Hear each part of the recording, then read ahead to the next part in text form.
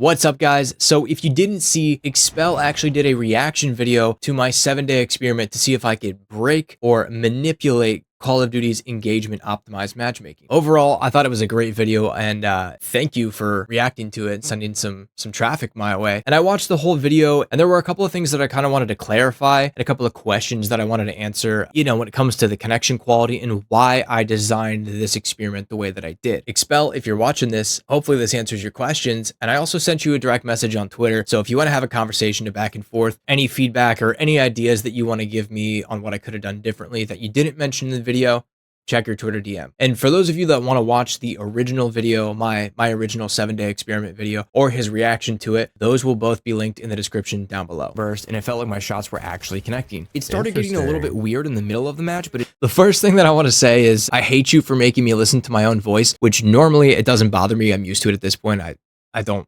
hate the sound of my own voice like most people, but I recorded that video when I was sick for like literally 9 days straight, and you can hear it. I can hear it in the video. I can tell, and I sound lower energy than I normally do, and it sounds a little bit like I'm talking out of my nose. So on day 3. Now, the first point that I wanted to address is where he talks about me using the SMG. No, I want to take a second to look at a couple of things. I've let it play for a minute, but the thing that I want to take a look at is first what weapon he's using, right? He's using an SMG. Now, even in multiplayer, SMGs still have a very short range. It's like 12 meters of being good. And a lot of these shots that he's been taking, and I'll even show you, we go back a little bit to like, obviously this is in the close range, he gets the elimination. A few kills, delete that person. And then he starts shooting long range, and it's a little bit harder. It takes a few more bullets. I'm sorry, I'm going to mute him for a second.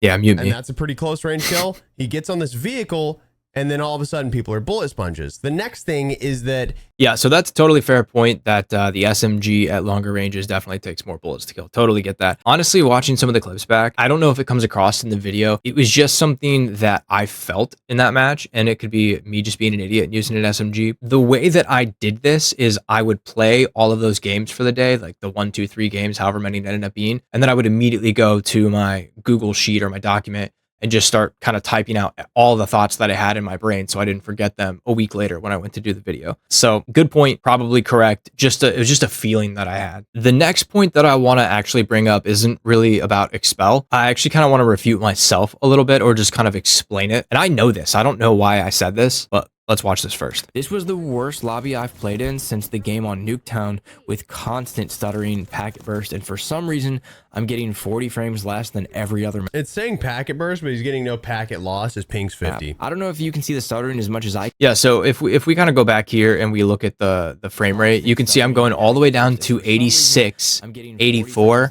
and then it bounces up to 130. So I'm going between 86 and 130, 138 if I'm lucky frames per second. That just kind of seems to be the situation on Lowtown. If you guys don't know, a lot of these maps, Lowtown specifically, take place on the unreleased Avalon Warzone map. And so those tend to be the maps that are the least optimized in terms of performance. I notice all of the maps that take place on Avalon, or not all of them, but most of them tend to have the most performance issues, the lowest frame rate. Maybe that's also an issue when it comes to the stuttering and the packet burst. The latency, that has nothing to do with it. I just wanted to point that out and kind of explain why that's probably happening in this game. We were able to hold them in. See, that's a good player. I love that. He's like, once I figured out how they were playing, and that's kind of the one thing that separates a lot of different players whenever it comes to skill, is what I just want to say thanks. Thank you for the compliment. I appreciate that, brother.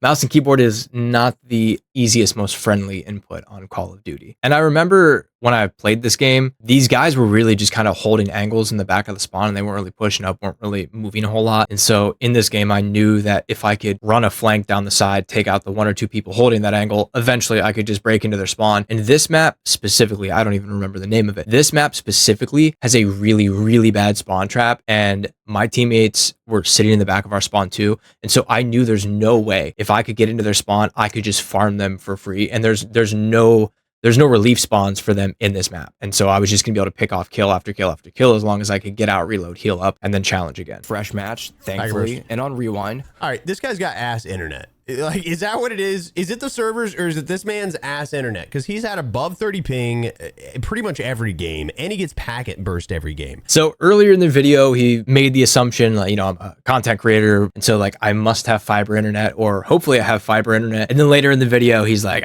this guy might have ass internet, right? So I don't have fiber internet, but I just want to pull this up on screen so you guys can see. This is my internet connection. Sometimes my download speeds get up to 600, 630 Mbps, and then my uploads almost 23. I don't have fiber per se, but this should be more than enough to play Call of Duty at a low ping. And then he also mentioned trying to find out where I live, how far away from a server that I live. Now, I'm not going to dox myself, but I live almost right next to a server. I live really, really close. So if you notice right here, 27 milliseconds of ping in this one. That's when it's connecting me to that server that I'm relatively close to. Different game. If you guys can see this is 26 milliseconds of ping. And so there's a third or fourth game in there where I have 27, 25, somewhere in that ballpark. So I don't think it's my internet. You guys let me know if I'm missing something. But the fact that I can get in this test 3 or 4 games at least, and I regularly get lobbies in the 20s in terms of ping. I don't think it's an internet issue. I don't think it's how far I live from the server issue. I think it's a Call of Duty matchmaking issue where they're just deciding to put me on a server that's way too far away for no reason. Well, they have a reason, right? Engagement optimized matchmaking. And that kind of segues into the last point, the final point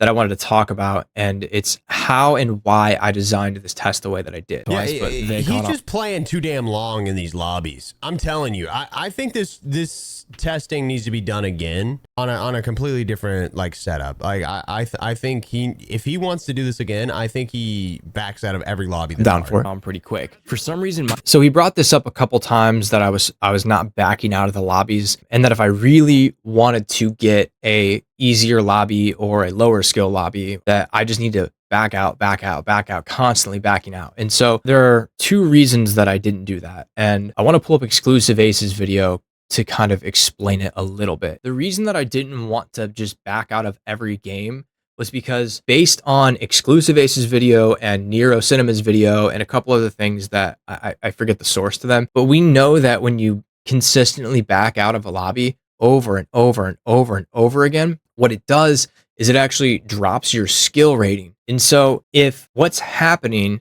is I'm backing out of lobbies and it's lowering my skill rating to give me easier or bot lobbies, right?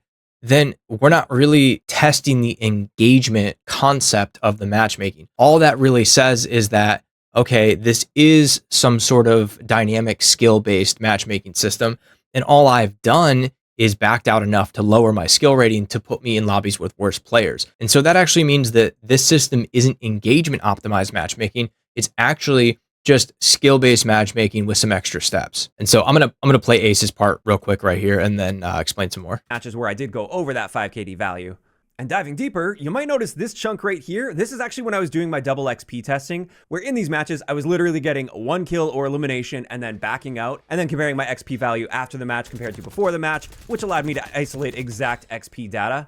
So that's why we're seeing this chunk here. And I noticed after this chunk, there was a pretty sharp decline in my skill rating, even when I started. So he's backing out, and you can see his skill rating just start to kind of drop off there. Playing normally again, and even when I was playing well normally, it was still dropping over time. So that does seem to show that this is a rolling average over time. And even immediately after I started playing well, it didn't adjust my skill rating right away. And in fact, it still kept dropping until suddenly it just shot straight up. And this was quite surprising to me from one match to the next. And so that's why I didn't want to do it that way, because the whole concept that we were testing is the engagement optimized theory about the matchmaking algorithm, right? And so if I just back out, all that I'm really doing is lowering my skill level. And so it doesn't actually prove if the engagement part exists or if you can manipulate it or if you can kind of tweak it towards your own preferences. And so the only thing that I know to do to test the idea of engagement optimized matchmaking, well, the premise is that the game is manipulating your gameplay experience either through its matchmaking or, if you want to go super tinfoil hat theory down the rabbit hole, conspiracy, whatever,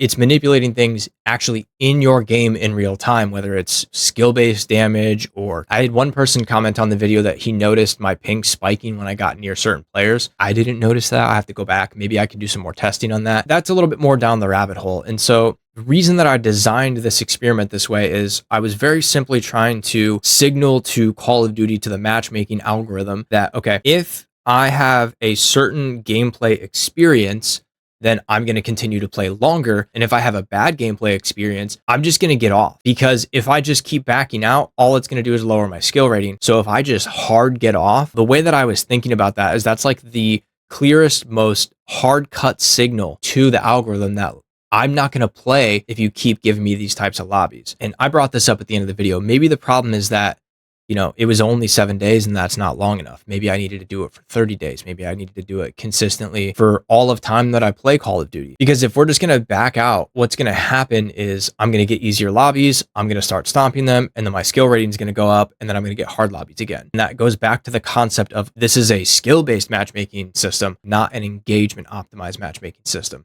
So if you guys have any ideas, any more theories, hypothesis, whatever, that you want me to test or that I can do, leave some feedback in the comments below. And if it makes sense, I'll make a video for it. And if you guys like this video and you want to watch another one, click here.